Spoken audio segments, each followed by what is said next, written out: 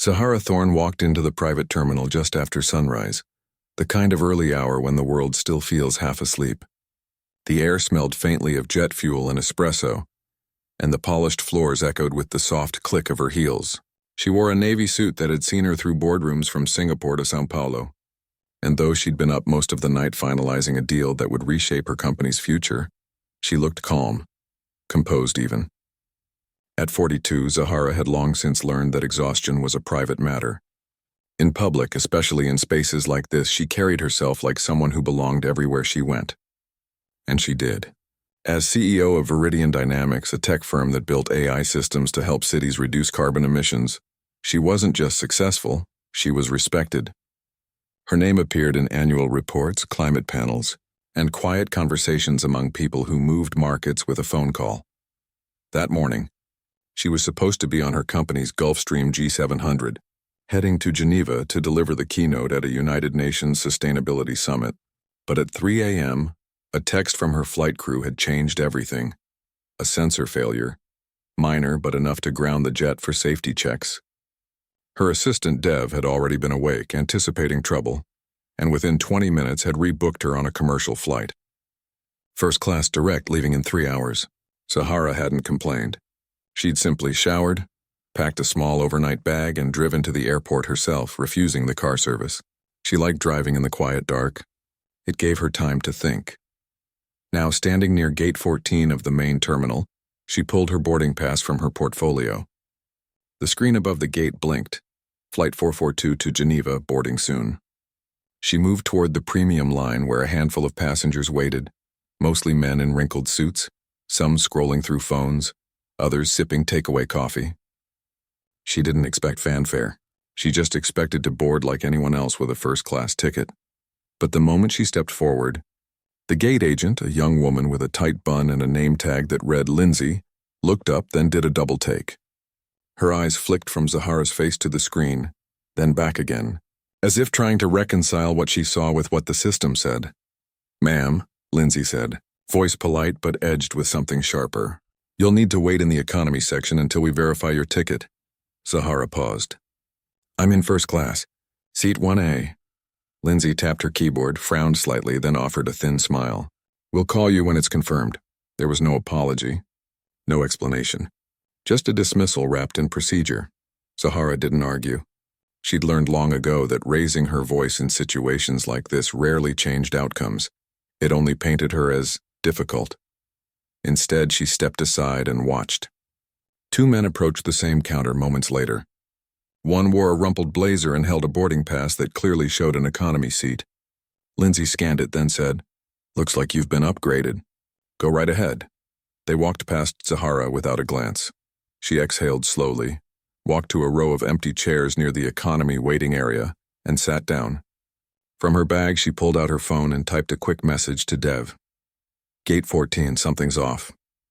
She wasn't angry. Not yet. But she was alert. This wasn't the first time she'd been treated like she didn't belong, even when every credential said she did. Years ago, before Viridian became a global name, she'd been mistaken for catering staff at her own product launch. Another time, a hotel concierge had asked if she was sure she'd booked the penthouse suite. She'd grown used to these moments, but that didn't mean she accepted them. She just handled them differently now. As she waited, she observed. The terminal buzzed with the usual pre-flight energy. Families herding children, business travelers checking watches, couples sharing last-minute goodbyes. But Zahara noticed the subtle things. How Lindsay's posture relaxed when speaking to certain passengers, how her tone softened for others. It wasn't overt. It was the kind of bias that slipped through in glances and pauses, in assumptions made before a word was spoken. 20 minutes passed. The premium cabin boarding began. Passengers with gold cards and priority tags filed onto the jet bridge. Still no call for Zahara. She watched as the line dwindled, then vanished. Finally, Lindsay glanced in her direction, as if remembering she existed, and gave a curt wave. "Ms. Thorne, you can board now." "No, sorry for the wait." "No, everything's all set." Just a gesture, like she was being granted a favor. Zahara stood, smoothed her jacket, and walked toward the gate. She handed over her boarding pass without comment. Lindsay scanned it quickly, eyes avoiding hers, and nodded toward the plane. Inside the aircraft, the first-class cabin was quiet and spacious. Plush seats, soft lighting, the faint scent of leather and citrus cleaner. Her assigned seat 1A was by the window, exactly as booked. She stowed her portfolio under the seat, declined the offered champagne with a quiet "water, please," and settled in. The lead flight attendant, a man in his 40s with silver at his temples and a name tag that read Greg, approached with a practiced smile. "Welcome aboard, Ms. Thorne," she said. He nodded, but his eyes lingered on her hands. No flashy rings, no designer watch, just a simple silver band and a pen clipped to her portfolio. "Let me know if you need anything," he said, though his tone lacked the warmth he'd just shown a passenger 2 rows back. Zahara gave a small nod. She wasn't here for pleasantries. She was here to get to Geneva, deliver her speech, and return home in time to tuck her niece in before bedtime. That was the life she protected fiercely, the quiet human moments behind the public persona. The plane began to taxi. Outside, the runway lights blurred into streaks of white. Zahara opened her laptop, reviewing her keynote notes one last time. She'd titled it, "The Invisible Cost of Inaction," a talk about how ignoring small injustices, environmental or social, always leads to larger crises down the line. Then Greg returned. This time he wasn't alone. Another attendant stood slightly behind him, arms crossed. "Ms. Thorne," Greg said, voice low but firm, "there's been a mix-up. Your seat has been reassigned. We'll need you to move to economy." She looked up slowly. "Reassigned? By whom?" "Corporate policy," he said vaguely. "We've had overbooking issues." She glanced around the cabin. 3 first-class seats sat empty, 2A, 3C, and 4D. No one was waiting to fill them. The flight wasn't full. "I see," she said simply. She closed her laptop, stood, and gathered her things. No protest, no scene, just quiet compliance. She walked past the curtain that separated first class from economy, feeling the shift in air temperature, the tighter seats, the murmur of more voices. A flight attendant directed her to 27B, a middle seat, wedged between a man with headphones and a woman clutching a stuffed animal. A young woman across the aisle leaned over. "Hey, that's not fair," she whispered. "You were in first, right?" "Take my window seat." Zahara offered a small, genuine smile. "Thank you. But I'm okay." She wasn't okay, but she wasn't helpless either. As the plane climbed into the sky, she pulled out her phone again. This time, she didn't text Dev. She opened a secure app, logged into Viridian's internal board portal, and pulled up the airline's shareholder registry. Her fingers moved quickly. Viridian Dynamics owned 12% of this airline, a stake acquired 2 years ago as part of a sustainability partnership. Zahara had personally negotiated the deal. She typed a new message. "Dev, get me Elias Monroe's direct line. And legal now." Elias Monroe was the airline's CEO. They'd met at a climate forum in Oslo. He'd called her one of the sharpest minds in green tech. She wondered if he'd recognize her voice when she called. Outside the window, clouds stretched endlessly, white and soft. Inside, Zahara sat in the middle seat, surrounded by strangers, and began drafting a plan. Not out of anger, but out of principle. Because fairness wasn't a favor. It was the baseline. And when a company failed to uphold that, especially one her company partly owned, it wasn't just poor service. It was a breach of trust. She didn't know yet what she'd do. But she knew one thing for certain. This wouldn't end with her sitting quietly in 27B. And as the plane leveled off over the Atlantic, Zahara Thorne made a silent promise to herself, to the young woman who'd offered her a seat, and to every person who'd ever been told they didn't belong where they'd earned the right to be. This wasn't over. Not even close. The cabin lights dimmed as the plane settled into cruising altitude, casting a soft amber glow over the rows of passengers. In 27B, Zahara kept her eyes forward, her expression unreadable. She didn't fidget. She didn't sigh dramatically or shoot angry glances toward the front of the plane. To anyone glancing her way, she looked like just another traveler making the best of an inconvenient seat assignment. But inside, her mind was moving fast, calm, precise, and utterly focused. She'd been in uncomfortable situations before. Boardrooms where she was the only woman. Investor meetings where people assumed she was the note-taker. Even once at a high-end restaurant when the host tried to seat her at the back for better service. Each time she'd chosen her response carefully, not based on emotion, but on what would create real change. This was no different. A few rows ahead, Greg and the other attendants moved through first class, offering warm towels and premium wine. Their voices were light, almost cheerful, but every so often one of them would glance back toward economy, toward Zahara's seat. Once she caught a whisper between two crew members near the galley. She didn't even argue, weird. Zahara almost smiled. They expected resistance, maybe even a scene. What they didn't expect was silence. And silence, when it came from someone who held real power, could be far more unsettling than shouting. She pulled out her phone again, this time opening a secure messaging thread with Dev. "Did you reach Elias?" She typed. "On hold with his office. They're scrambling," came the reply seconds later. "Also, legal is on standby." They pulled the airline's customer conduct policy and shareholder agreement. "We're solid. Good." She didn't want to act rashly. She wanted to act correctly. As she waited, she watched the people around her. The man in 27A had fallen asleep, mouth slightly open, earbuds leaking faint bass. The woman in 27C clutched a stuffed rabbit and kept checking her watch, probably flying to see someone she loved. A child 3 rows back giggled at a cartoon on a tablet. These were the people air travel was meant to serve, ordinary folks trying to get somewhere that mattered to them. And yet, the system often treated them as afterthoughts, especially if they didn't look a certain way, dress a certain way, or carry the right kind of bag. Zahara thought about her niece, Lila, who was 10 and dreamed of being a pilot. "Will they let me fly big planes, Aunt Z?" she'd asked just last week.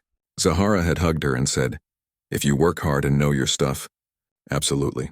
But now, sitting in this middle seat, she wondered what she'd say if Lila ever came home and said, "They made me move because I didn't look like I belonged." That thought settled deep in her chest. Then her phone buzzed. Dev again. "Elias is on the line. Private call. Ready?" She took a slow breath, stood quietly, and walked toward the rear lavatory. Not to use it, but because it was the quietest spot on the plane. She stepped inside, locked the door, and tapped the call button. "Zahara?" Elias Monroe's voice came through, tense but trying to sound calm. "Dev said you're on flight 442? "I am," she said. "Currently in seat 27B, economy." A pause. "What happened?" "I boarded first class. Verified ticket. Seat 1A. 20 minutes into the flight, your lead attendant told me my seat was reassigned due to overbooking. Except 3 first-class seats are still empty. No one else was moved. Just me." Another silence. Longer this time. She could hear him exhale sharply. "Zahara, I'm so sorry." "That's unacceptable." "It's more than unacceptable, Elias. It's a violation of your own policy and a risk to your brand. You launched that Travel with Dignity campaign 6 months ago after the senator incident. And yet here we are." I know. He sounded genuinely shaken. "I'll have the crew suspended by the time you land." Don't suspend them yet," she interrupted gently. "Not until we understand what really happened. Was it malice? Ignorance? Pressure from above? I want facts, not scapegoats." He was quiet for a moment. "You're right. You're always right. I'm calling not as a passenger," she said, "but as a shareholder. Veridian owns 12% of your company. We invested because we believed in your commitment to equity, not just in sustainability, but in human treatment. Today, that commitment failed. I'll launch an internal review immediately," he said. "Full transparency. You'll have access to everything." "Good," she said. "And Elias, thank you for answering." She ended the call, unlocked the lavatory door, and returned to her seat. The woman in 27C gave her a small sympathetic smile. Zahara nodded back. No words were needed. Back in her seat, she opened her laptop again, not to work but to write. She drafted a short internal memo to Veridian's board. Incident on Flight 442 highlights systemic gaps in partner accountability. Recommend immediate audit of all portfolio companies' frontline service protocols, with emphasis on bias detection and response. She hit send. Then she leaned back and closed her eyes. Not to sleep, but to think. She remembered her first job out of college, working nights at a call center for a telecom company. She had been trained to follow scripts, treat every customer the same. But she quickly noticed that callers with certain accents or speech patterns were transferred more slowly, offered fewer solutions. She'd reported it. Nothing changed. That was the moment she decided she never wanted to be powerless again. Now she wasn't powerless, and she wouldn't waste that. As lunch service began, the economy attendants rolled carts down the aisle. Zahara accepted a tray, pasta with a side salad, and ate slowly. The food was fine. The service was polite, if rushed. But she noticed how the attendants avoided eye contact with her, as if sensing something was off but not knowing what. Greg came back once, walking through economy to check on a passenger with a medical request. His eyes met Zahara's for half a second. He looked away quickly. She didn't glare. She didn't smirk. She just held his gaze long enough for him to feel it. Later, during the safety demonstration, she watched how the crew moved. Confident, rehearsed, professional. They were trained well, so why had they failed so badly in judgment? Was it fear? Assumption? A culture that rewarded conformity over courage? She made a mental note. Any solution would have to address the system, not just the individuals. Hours passed. The plane crossed into European airspace. Outside, the sky turned a deeper blue. Passengers dozed, read, or watched movies. Zahara opened a book, braiding sweetgrass, but didn't read much. She was listening to the hum of the engines, to the soft chatter of families, to the unspoken tension that still hung in the air around her. When the captain announced their descent into Geneva, Zahara packed her things neatly. She folded her blanket, placed her tray back on the cart when it passed, and stood only when the seatbelt sign turned off. As she walked toward the exit, Greg stood near the door, holding it open for passengers. He looked at her, opened his mouth as if to speak, then closed it again. Zahara stopped for just a second. "You represent your airline every time you speak to a passenger," she said, voice low but clear. "Make sure you're representing it well." He nodded, face pale. "Yes, ma'am." She stepped onto the jet bridge, then turned back once, not for drama, but to imprint the moment. This wasn't about revenge. It was about responsibility. Outside, Geneva's crisp autumn air greeted her. She walked through customs quickly.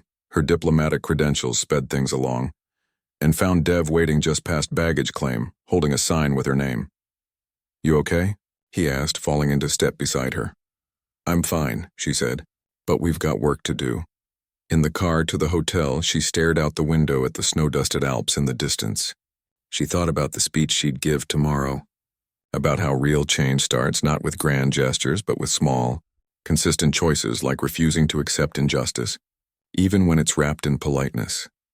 And as the city lights flickered to life around her, Zahara Thorne knew one thing for sure. This flight wasn't the end of the story. It was the beginning of something much bigger.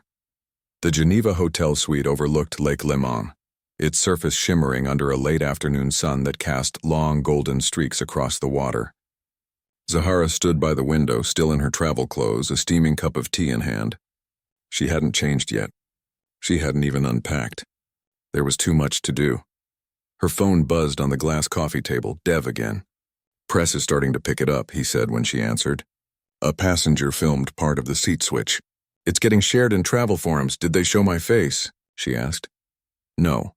Just the back of your seat, your hand holding the boarding pass. They blurred the name." "Good," she said. "I don't want this to be about me. I want it to be about the pattern, because that's what it was, a pattern. Not one bad crew, not one fluke, but a system that kept repeating the same mistake even after public apologies and diversity pledges." Zahara had seen it before in other industries: hospitality, finance, luxury retail. The playbook was always the same: deny, deflect, then quietly retrain someone, while the real problem stayed buried in unspoken rules and unchecked assumptions.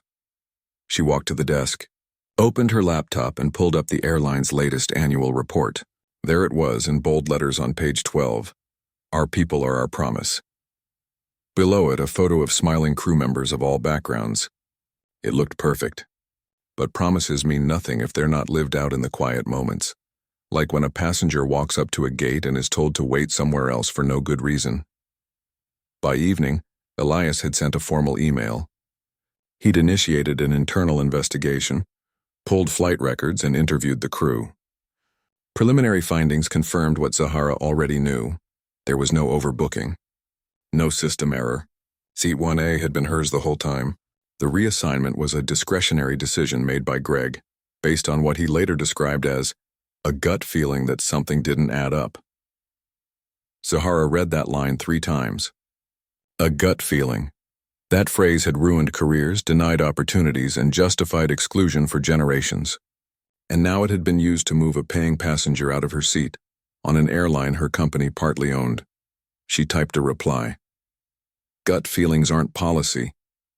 They're bias in disguise. Let's talk tomorrow before my keynote. She didn't sleep much that night. Not because she was angry.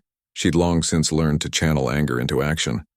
But because her mind kept circling back to the faces on the plane. The young woman who offered her a window seat. The flight attendant who whispered, "That's not fair." Even Lindsay at the gate, who probably didn't realize how her tone changed depending on who stood in front of her. These weren't villains. They were people shaped by a system that rewarded certain behaviors and ignored others. And fixing it wouldn't happen by firing a few employees. It would take structure, accountability, and most importantly, ownership from the top. The next morning, Zahara delivered her keynote at the UN summit. She didn't mention the flight. She didn't need to. Instead, she spoke about invisible systems, how the algorithms that power smart cities can inherit human bias if not carefully audited, how sustainability isn't just about carbon, but about dignity. True progress, she said, standing at the podium in a deep green dress that matched the conference's theme, happens when we design for everyone, not just the people who look like the designers. The room was silent when she finished. Then came the applause, slow at first, then rising into something warm and sustained. Afterward, diplomats and CEOs approached her, not just to compliment her speech, but to ask how they could apply her framework to their own organizations. But Zahara's mind was already back on the airline. By noon, she was on a secure video call with Elias, Viridian's general counsel, and 2 members of the airline's board. The mood was tense but professional. Elias looked exhausted. "We've reviewed everything," he said. Greg admitted he questioned your ticket because you didn't look like a typical first-class passenger. Zahara didn't flinch. And what does a typical first-class passenger look like to him? Elias hesitated. He didn't say it outright. But she did. And that was the problem.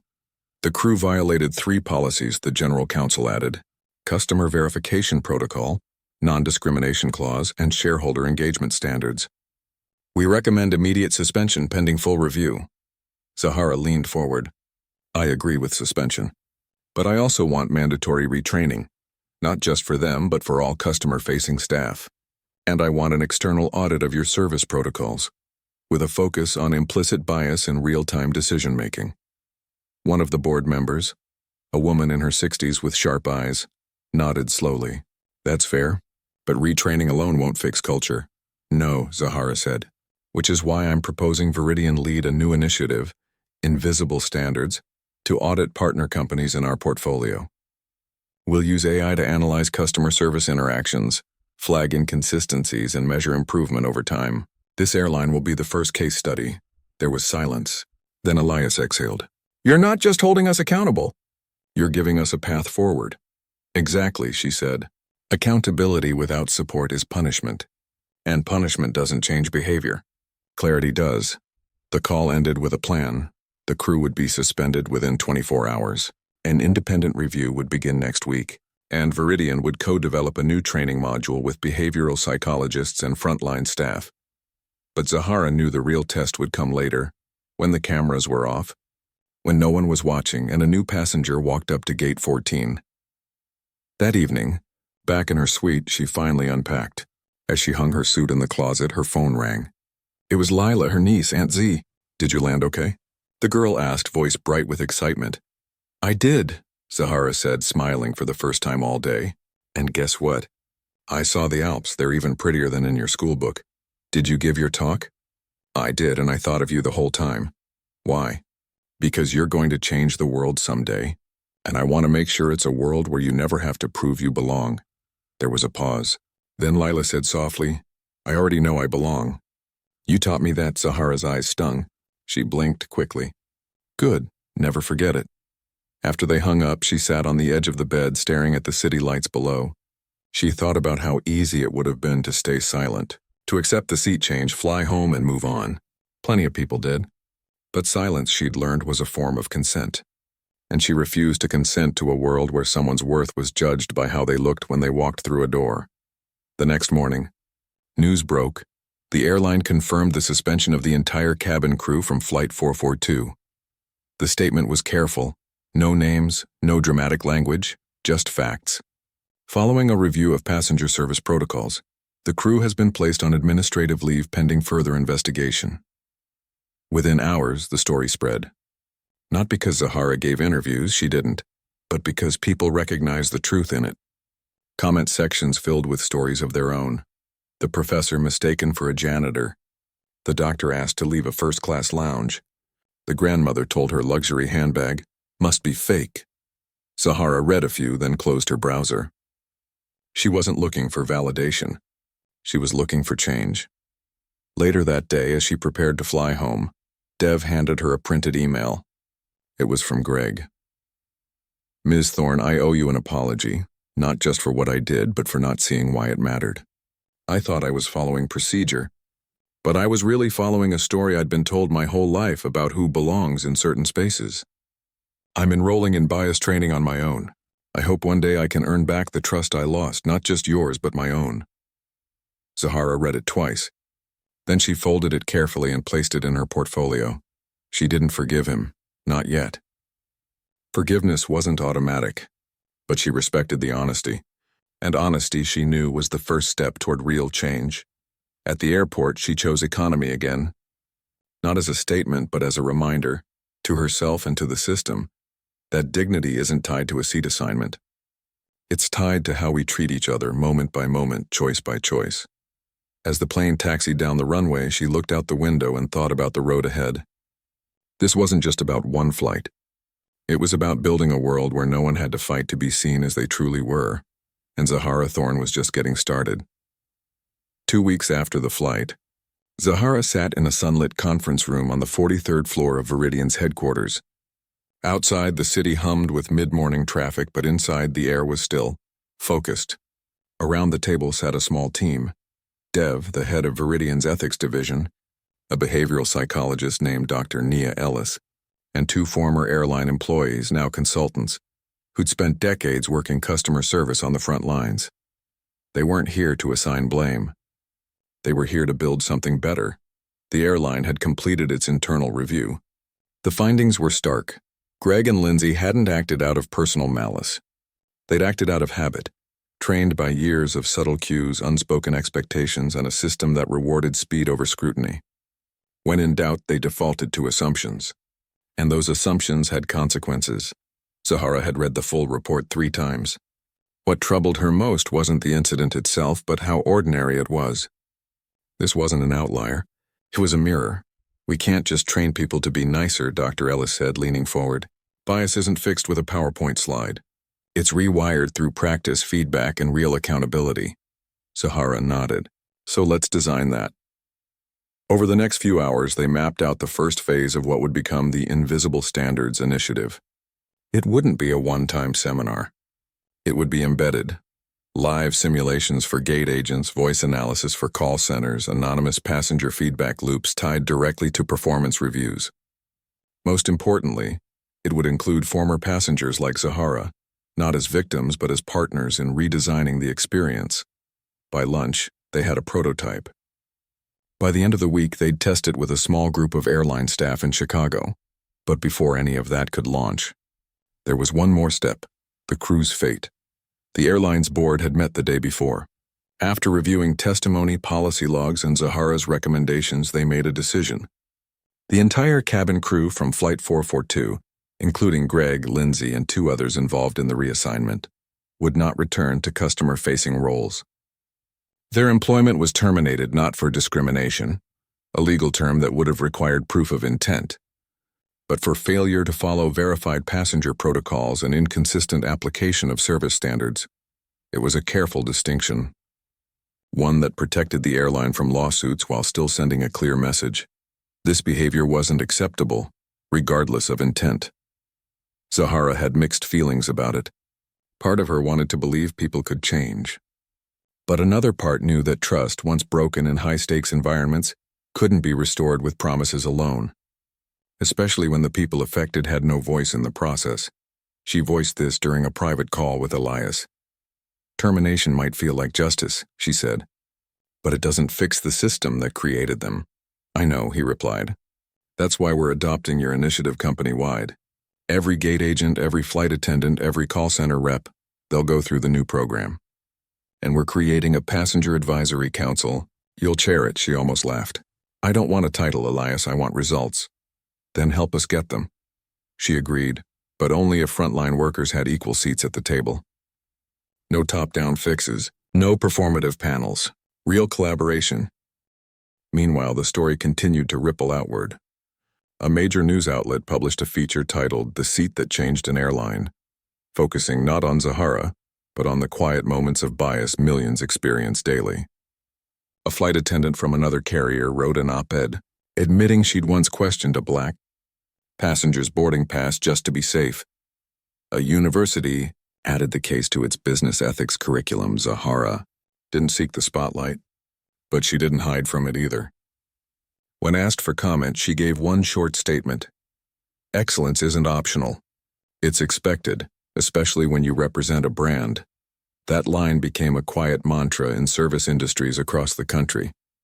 Back at Veridian, Zahara made another change. She began flying economy regularly, not as a stunt but as a practice. She'd sit quietly, observe interactions, listen to how staff spoke to different passengers.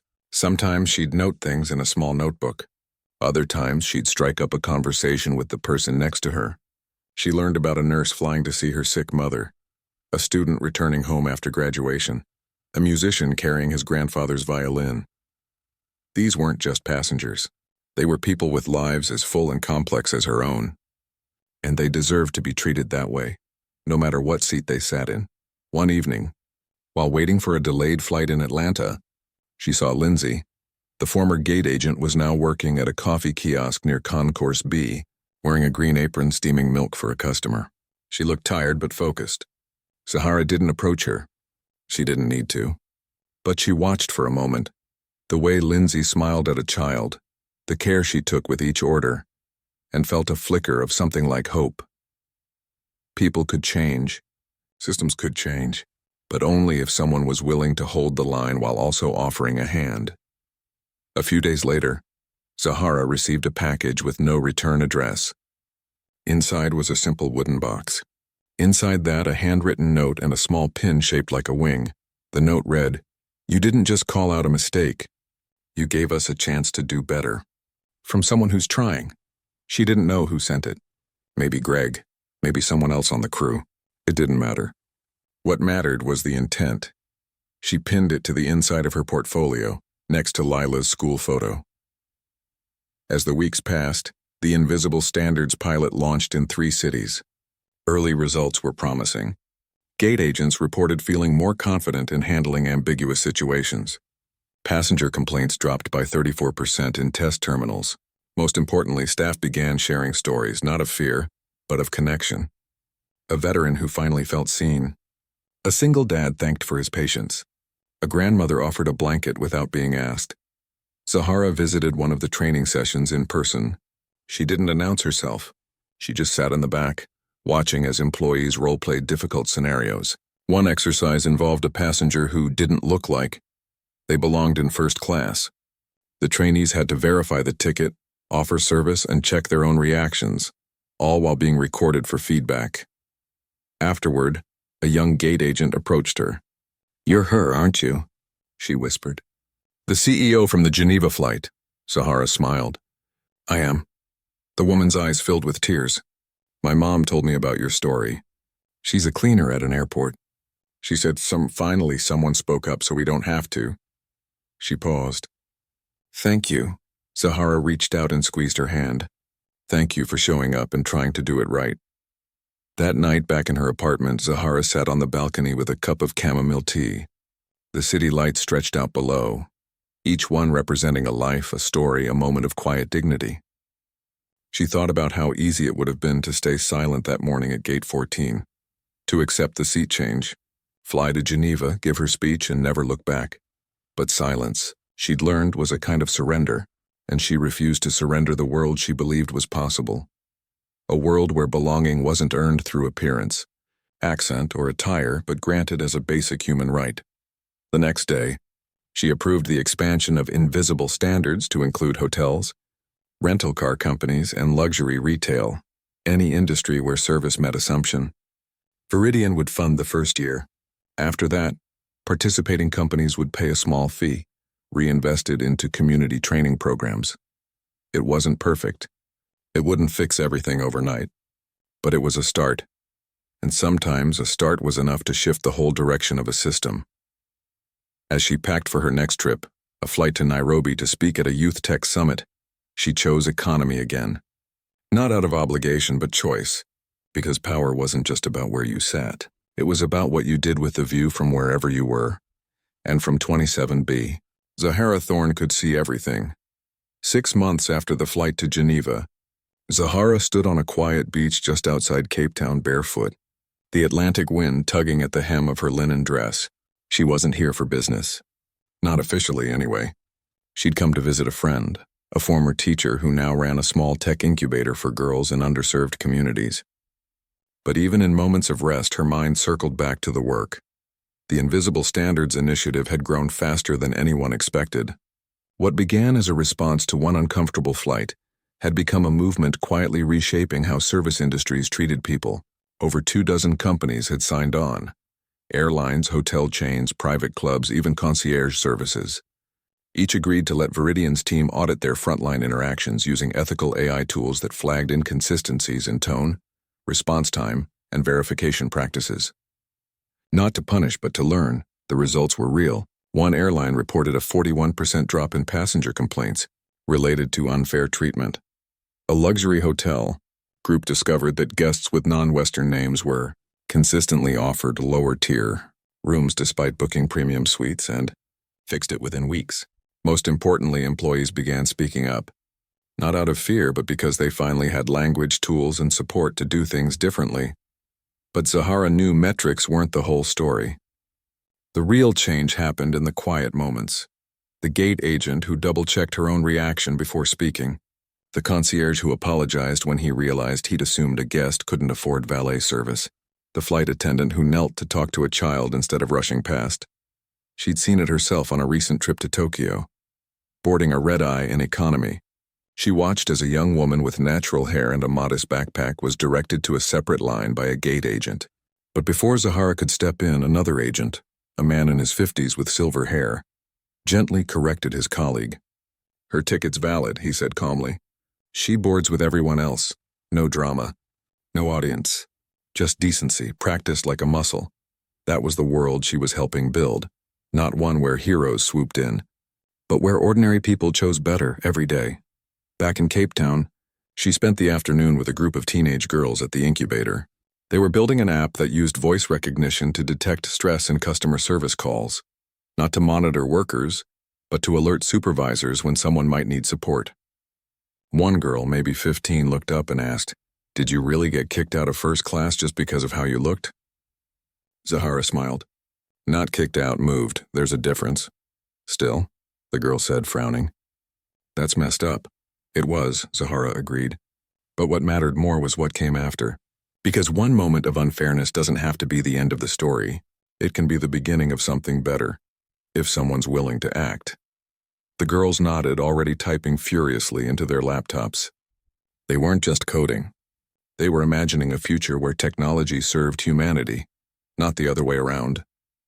That evening, over a simple dinner of grilled fish and pap, her friend asked, "Do you ever regret speaking up?"